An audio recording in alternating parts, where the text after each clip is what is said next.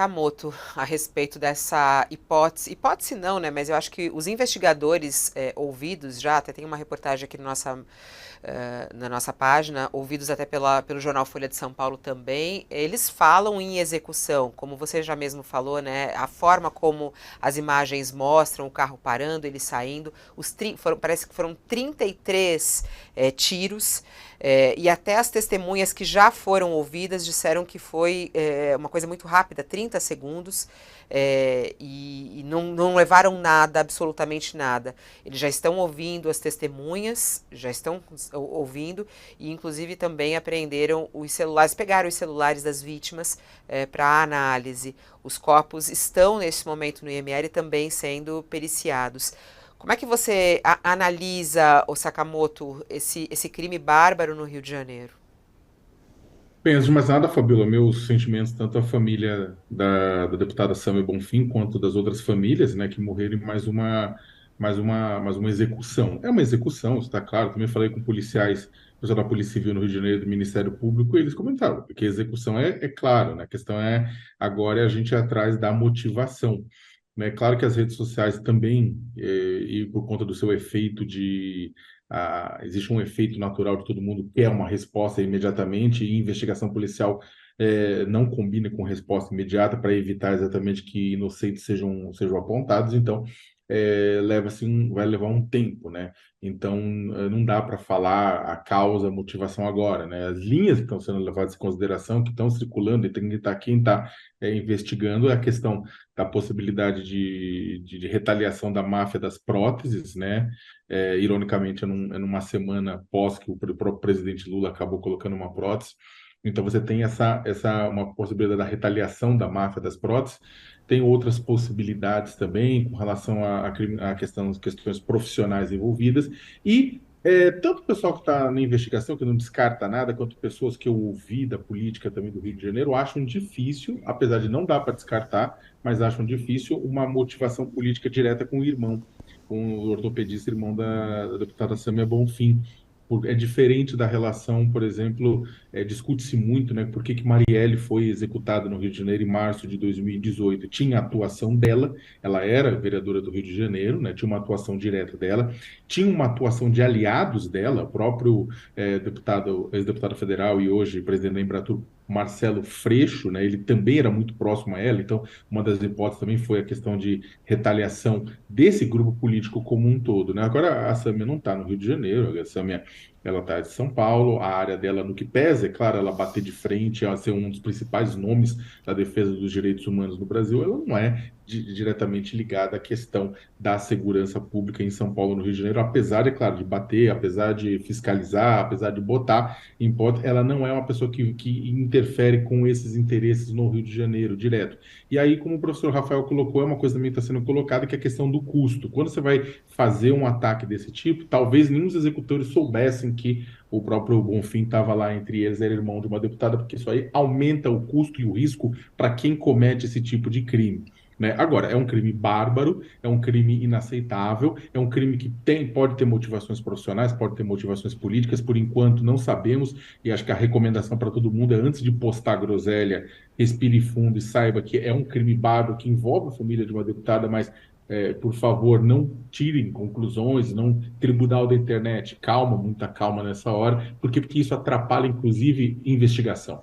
Né? Ah, como assim? E sim, atrapalha a investigação. Quando você tem o tribunal da internet aponta para um lado e a polícia está investigando do outro, há muita pressão para a polícia investigar uma linha, mesmo aquela que ela não acha que seja promissora. Então, vamos acalmar, mas acho que, acima de tudo, Fabiola, isso, na verdade, reforça aqui o Rio de Janeiro, esse estado deflagrado de conflito armado no Rio de Janeiro, esse estado que coloca o Rio de Janeiro com milícias, o tráfico dentro de instituições públicas, próximas a instituições públicas, controlando extensas territórios, né, mostra que você precisa de uma mudança profunda na política de segurança pública do Estado. Né? Por quê? Porque se bandidos topam fazer isso num bairro, como a Barra da Tijuca, num local pretensamente seguro, né? E a gente sabe o que acontece no interior de bairros pobres, onde a vida não vale nada. Então, precisa de uma reforma profunda da segurança pública no Rio. Isso é, de certa forma, independentemente da motivação, isso é fruto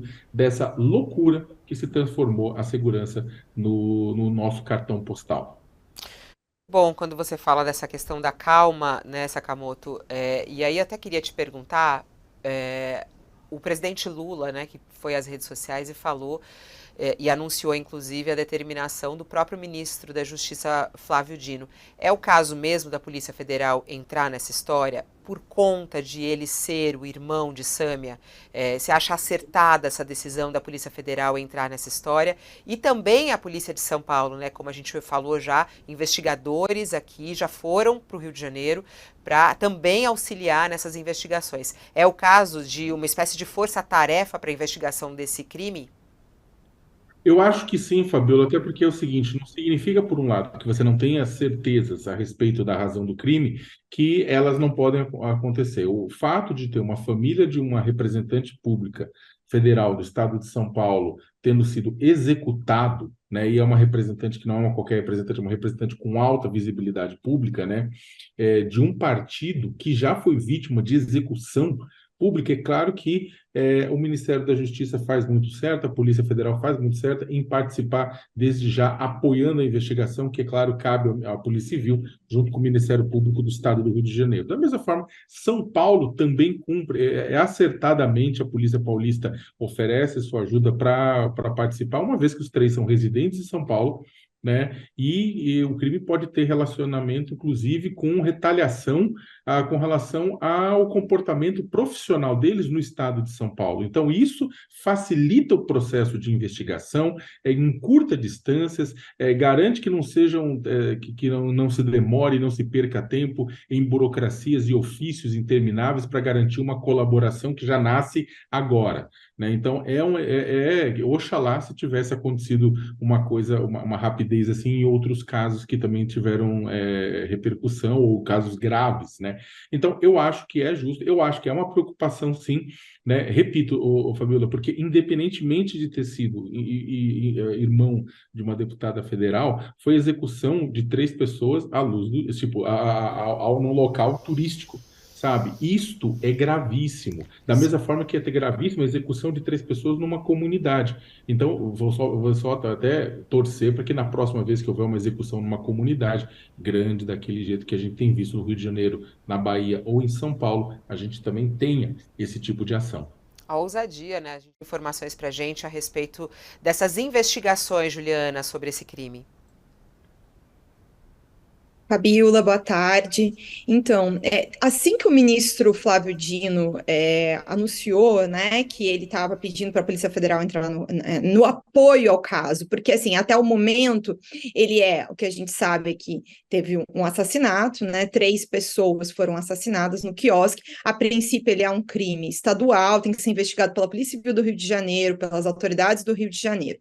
E uma das coisas, conversando com o pessoal da Polícia Federal hoje de manhã, que eu, enfim, né, também esclarecia que, assim, esse apoio é para tudo que a Polícia Civil precisar, que a Polícia Federal tem ali em termos de tecnologia para ajudar a coletar prova que permita a elucidação do crime. Então, a Polícia Federal já está mobilizada para ajudar nas investigações, mas a titularidade da investigação é da Polícia Civil do Rio de Janeiro por uma questão legal.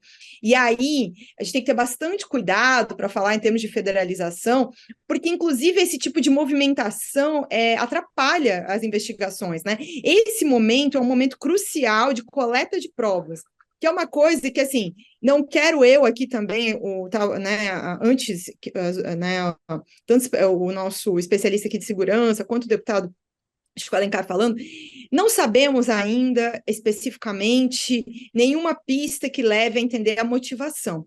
Mas eu quero lembrar aqui do caso da investigação da Marielle Franco, por causa dos erros de investigação que aconteceram na fase inicial. No início da investigação da Polícia Civil do Rio de Janeiro, muita prova deixou de ser coletada. E isso é crucial para a elucidação de tudo que aconteceu em torno do crime da Marielle Franco em 2018. Então, é importante, e a gente já vê aqui um alinhamento da Polícia Civil do Rio com a Polícia Federal, por apoio do Ministério da Justiça, e até da Polícia de São Paulo, que também mandou uma equipe para ajudar. Então, assim, uma coisa que eu vejo como positiva nessas primeiras horas do crime, porque todo especialista de segurança pública fala isso, estas primeiras horas, elas são cruciais para a coleta de provas. E isso começa muito por câmeras de segurança. Então, eles provavelmente estão mobilizados ali em todo aquele perímetro próximo ao quiosque para obter todas as imagens possíveis que permitam saber como esse carro chegou até ali antes de atirar e para onde ele foi, que é isso que vai provavelmente fazer com que a polícia chegue nos assassinos. Então, assim, essa mobilização está acontecendo, né? A Polícia Federal está ali já apoiando. A gente deve ter informações, né, nos próximos dias em torno disso, mas uma outra coisa que também aí, conversando com a Polícia Civil do Rio, algumas pessoas que trabalham na área de investigação eu também ouvi, é que tem muita hipótese, né? Tanto já foi falado essa questão da máfia das próteses, como também a questão de ser uma área onde ali, essa região da Barra, infelizmente é uma área onde já aconteceram vários outros crimes que envolviam a milícia, e um dos problemas da Polícia Civil do Rio de Janeiro é exatamente o histórico, muitos crimes que envolviam milícia e que não tiveram elucidação, e só passaram a ser investigados, inclusive depois da morte da Marielle Franco, porque aí é que o Ministério Público e as outras autoridades foram apurar as responsabilidades de policiais envolvidos nessa situação, embora a gente ainda não saiba se existe, né, a presença de policiais neste crime, mas eu também, até por, enfim, todo o tempo que eu morei no Rio de Janeiro, não posso deixar de registrar aqui as características ali, né, a execução ela é muito clara, eles chegaram, pararam o carro, atiraram, pelas informações que deram conta aqui, vou citar pelo jornal o Globo, foram mais de 30 tiros de pistola 9mm, tá? O que tem de detalhe é isso. Então, não são tiros de fuzil, são tiros de pistola. Mas esse crime de pistolagem no Rio de Janeiro, e aqui também conversando com o nosso colega do Rio, o Igor Melo, ele é típico de envolvimento de policiais, né, que foram para o crime organizado. Então, é precipitado a gente ainda falar sobre motivações, quem fez, mas essas características, elas estão muito presentes em crimes de pistolagem. Eventualmente, o envolvimento de policiais que foram para o crime. Né, a gente até tá com essa reportagem, eles tiraram uma selfie um pouco antes do ataque, só pra gente ver o clima aqui, né, eles estão aqui, estão ali bebendo uma cerveja, comendo um petisco, num quiosque no Rio de Janeiro, que é uma das cidades com maior potencial turístico do Brasil, né, uma das mais visitadas, até na comunidade dos médicos. Os congressos no Rio de Janeiro são congressos que são muito até celebrados, porque os médicos aproveitam que tem esse momento também de lazer. Então eles estão ali num quiosque na praia, no calçadão da praia no Rio de Janeiro, sentados, batendo um papo antes né, do congresso em si, que o congresso começou hoje, e aí essa execução. A gente traz agora, você fala sobre que nada pode ser descartado, assim como outras pessoas que nós entrevistamos, há pouco até o deputado Chico Alencar, sobre a questão do crime político, que as pessoas estão falando muito na rede social. A gente traz aqui uma fala da própria Sâmia, que aconteceu recentemente aqui no UOL, quando ela deu entrevista à Tati Bernardi, e ela relatou as ameaças que ela e a família já receberam. Vamos assistir. Mas eu recebo e-mails uma vez por mês, 15 dias, com ofensas horrorosas, dizendo que vai me matar e matar minha família das formas mais horríveis, e sempre com requinte de crueldade, assim, de coisa... E aí dá pra investigar quem é? Então, ferramenta eu acredito que exista pra isso, né? Mas aí depende do papel também de redes sociais e de vontade política, que nunca teve. Tá aí. Ela falando, né, Juliana, a quantidade de ameaças que ela recebe, ela e os familiares, e por isso que não pode ser descartado um crime político nesse caso, né? Todas as hipóteses precisam ser apuradas, e eu acho que, assim, é positivo, sim, que exista essa união de inteligências, de experiências, tanto da Polícia do Rio de Janeiro, quanto da Polícia de São Paulo, quanto da Polícia Federal, que é para poder já não perder tempo. Essas 48 horas logo após o crime, elas são cruciais para o resultado da elucidação da investigação. Então, é bastante triste ver, né, a deputada relatar esse tipo de ameaça, mas infelizmente se tornou comum na internet, inclusive porque as plataformas de rede social não punem corretamente esse tipo de crime, né? Eu ia falar comportamento, mas as pessoas não é quando alguém ameaça alguém na internet, está cometendo um crime.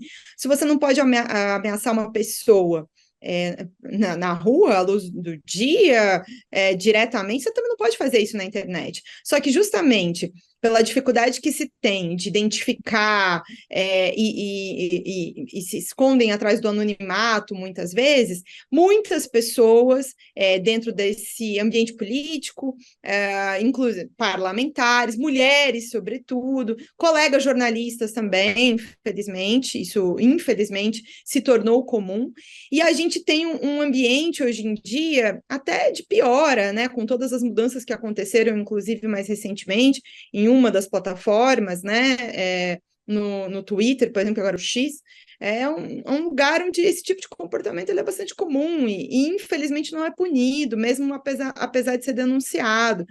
Agora, esse relato de que a família da Sami era ameaçada está conectado a esse crime, como a gente falou aqui antes, né? O próprio Léo estava explicando aqui agora. Eu também ouvi isso. A princípio, não temos um indício concreto de uma coisa estar conectada à outra, mas só uma investigação aí completa e profunda é que vai poder dizer concretamente o que é que motivou esse assassinato de 3 pessoas num quiosque, meia-noite, na madrugada de quarta para quinta, pessoas que estavam ali tendo um momento de lazer numa das praias mais, enfim, ali conhecidas do Rio, também numa área nobre, né? Tem muitas residências de alto padrão ali perto desse hotel Windsor, que é muito conhecido por sediar eventos. Então, sabe, assim, deixa a população do Rio de Janeiro, infelizmente, se acostumou, em parte, a conviver com esse tipo de crime. As execuções, elas acontecem à luz do dia, a qualquer hora. A gente falou aqui de crimes envolvendo milicianos, mas também tem todo o jogo do bicho ali, que também gera muitas mortes, assassinatos, execuções à luz do dia e que muito tempo fica sem esclarecimento, esse tipo de crime. Então, tem um misto do envolvimento de policiais que se bandearam para o crime, do tráfico de drogas, que também gera muita violência, e também dessa máfia do jogo do bicho, que muitas vezes também está envolvida em vários dos crimes de execução que a gente noticia, né, infelizmente, no Rio de Janeiro. Coluna do Sakamoto a respeito das investigações e as conclusões do Tribunal Superior Eleitoral de Bolsonaro. Me chamou bastante atenção, Sakamoto, a sua coluna falando sobre como a defesa de Bolsonaro se posiciona para dizer que ele não tem nada a ver com a questão, né, do envolvimento dele em fazer pesquisas campanha durante a sua gestão, porque ele, quando ele participava de eventos relacionados à campanha, ele não usava faixa presidencial. Quer dizer, e quando ele estava, né, ele não usava essa faixa. E aí, por isso, não dá para atrelar a campanha política. É essa mesma justificativa, Sakamoto?